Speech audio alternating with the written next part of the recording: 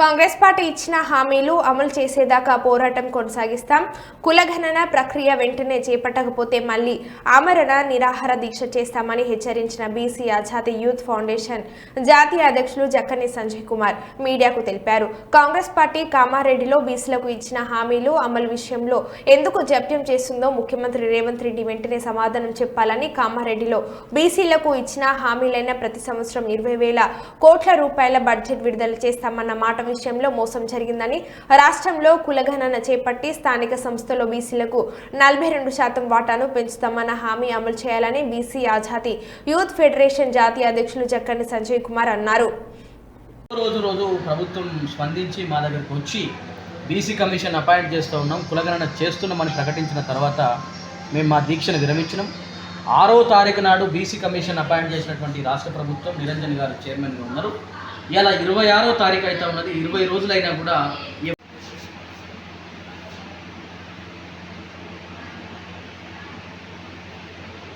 జాతీయ బీసీ విద్యార్థి సంఘం కరీంనగర్ జిల్లా అధ్యక్షునిగా అనిల్ యాదవ్ నా పేరు.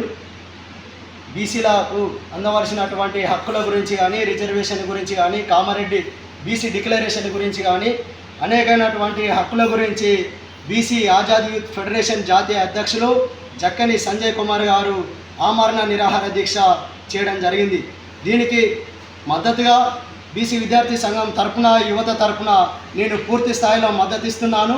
ఒకవేళ మా విద్యార్థులకు అందవలసినటువంటి హక్కుల గురించి కానీ, మరి బీసీలకు అందవలసినటువంటి హక్కులు అమలు చేయని ఏడల ఈ బీసీ ఉద్యమాన్ని మరింత బలోపేతంగా ముందుకు తీసుకెళ్తామని ఈ సందర్భంగా రాష్ట్ర ప్రభుత్వానికి నేను హెచ్చరిస్తున్నాను.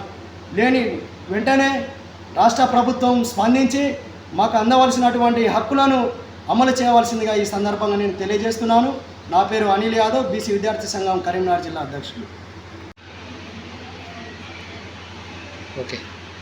1200 అమరుల త్యాగాల సాక్షిగా బహుజన అస్తిత్వం కొరకై బీసీ జనగణన ప్రకారంగా వాస్తవానికి 52% ఉన్న బీసీలకు వారి హక్కు రిజర్వేషన్ అన్నది కలవకపోవడం, మరి విద్యార్థుల బతుకులతోటి చెలగాటం గత 10 సంవత్సరాలు కేసీఆర్ పాలనలో దగులుబాజీ పాలన కొనసాగింది. మరి ఇప్పుడు కాంగ్రెస్ పాలన, ఈ కాంగ్రెస్ పాలన దొరపోతే రెడ్డి, రెడ్డి పోతే దొర అన్నట్టుగా ఈ దొరల పాలననే ఇలా బహుజనుల బతుకులు ఆగమైపోతున్నాయి. మరి 52% ఉన్న బీసీలు 15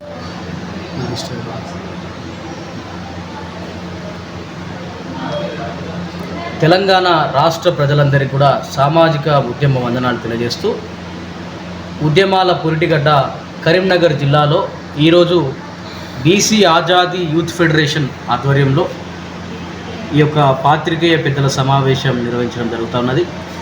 ఈ కార్యక్రమానికి బీసీ ఆజాదీ యూత్ ఫెడరేషన్ జాతీయ అధ్యక్షుడిగా నేను జక్కని సంజయ్ కుమార్, అదేవిధంగా దళిత లిబరేషన్ ఫ్రంట్ రాష్ట్ర ప్రధాన హనుమంతరావు గారు, అదేవిధంగా అప్పటికి బీసీ కమిషన్ చైర్మన్గా ఉన్నటువంటి వక్లభరణ కృష్ణమోహన్ గారు, అప్పుడు రాజ్యసభ మెంబర్గా ఉన్నటువంటి బీసీ ఉద్యమ నాయకుడు ఆర్ కృష్ణయ్య గారి చేతుల మీదుగా నిమ్మరసం తీసుకున్న తర్వాత బీసీ కమిషన్ అపాయింట్ చేసినారు. అదేవిధంగా ఏఐసిసి కూడా స్పందించి రాష్ట్రంలో పెరుగుతున్నటువంటి బీసీ ఉద్యమాన్ని దృష్టిలో పెట్టుకొని అయింది. ఇవాళ కాంగ్రెస్ పార్టీ అంటేనే కమిటీలు, కమిషన్లు, కాలయాపన అని ప్రతి ఉద్యమంలో నిరూపణ అయింది. ఇవాళ బీసీల ఉద్యమంలో కూడా అజయ్ తెలుసుకున్నారా?